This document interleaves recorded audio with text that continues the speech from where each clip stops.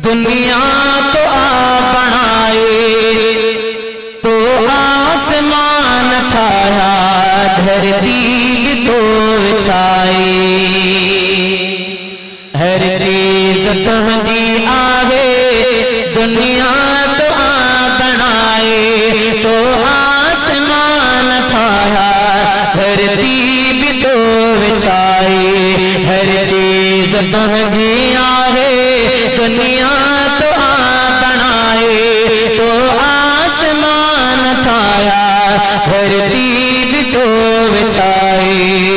इंसान तो जहान में, हैवान तो जहान में, सियाना भी तो जहान में, नादान तो जहान में।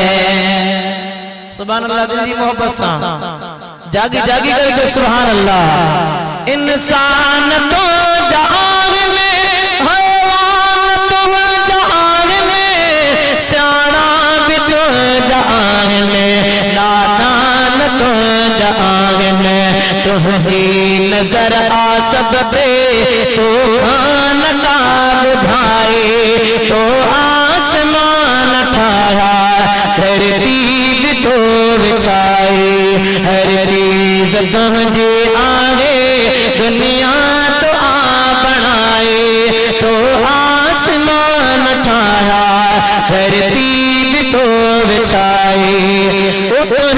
उतर जा समोरा, तुझ जावली समोरा, तुझे इधर झुकन रब आया हली समोरा।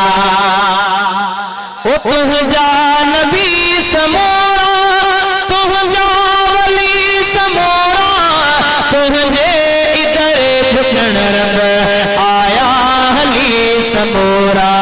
तुझी आदो सपनी पेशानी आज पाए, तो आसमान ठाया, धरती भी तो विछाई। हर चीज तुझी आगे, दुनिया तो आप बनाए, तो आसमान ठाया, धरती भी तो विछाई। बड़ पेड़ गुलाब तुझा, अनबुआयो भी तुझो, अंबाई अंगूर केला, खार खजूर भी तुझो। बड़ पेड़ गुलाब तुझा, अनबुआयो भी तुझो, अंबाई अंगूर केला, खार खजूर भी तुझो। हर एक किस्म की साई, तो पटाए, तो आसमान ठाया, धरती भी तो विछाई। हर चीज तुझे आगे, दुनिया तो आप बनाए, तो आसमान ठाया, धरती भी तो विछाई। बेड़ा जहाज तुझा, दरिया थपोए, संग जसीरत में बेड़ा थपो हलाए। बेड़ा जहाज तुझा, दरिया थपोए, समंदर जसीरत में बेड़ा थपो हलाए। लाए जहाज ताकत न देख पाए, तो आसमान ठाया, धरती भी तो विछाई। हर चीज तुझे आगे, दुनिया तो आप बनाए, तो आसमान ठाया, धरती भी तो विछाई। पुटड़ा भी तो दिए थो, न्यायो भी तो दिए थो, घरेड़ा भी तो दिए थो, न्यायो भी तो दिए थो।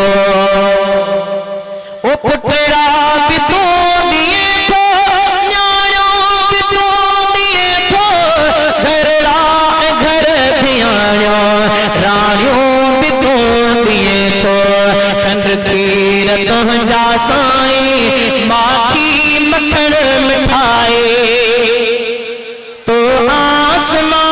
ठाया धरती भी तो विछाई हर चीज पहले आए दुनिया तो आ बढ़ाए तो आसमान ठाया धरती भी तो विछाई इंसान उनके बख्शो तो शान मुहदसाई जिनके अता कयो तो ईमान मुहदसाई ओ इंसान हुन तो शान मुहदसाई जिनके अता कयो तो ईमान मुहदसाई शहजाद सां तो अहिड़ी आहे कई भलाई शहजाद सां तो अहिड़ी आहे कई भलाई तो